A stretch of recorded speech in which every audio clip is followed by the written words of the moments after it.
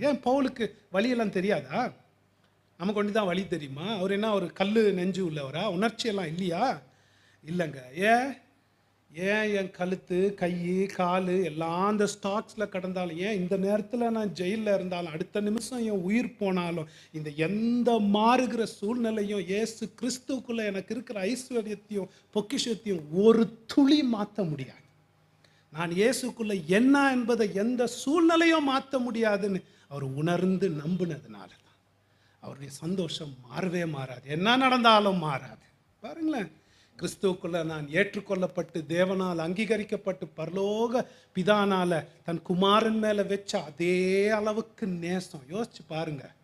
இது என் நேச குமாரன், இவரில் பிரியமா இருக்கிறேன்னு அவருக்குள்ள இணைக்கப்பட்ட எல்லார் மேலேயும் அதே பெரிய கடல் அளவுக்கு அன்பு கடவுளுக்கு. அந்த அன்பு என் மேல கடவுள் வச்சிருக்கிறாரே, இயேசுவில்